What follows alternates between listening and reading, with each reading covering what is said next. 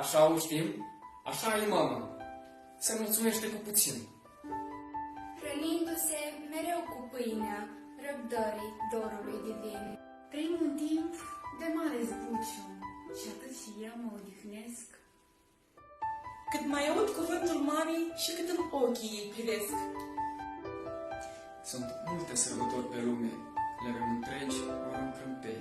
O nesfârșită sărbătoare sunt ochii mamei, vorba ei.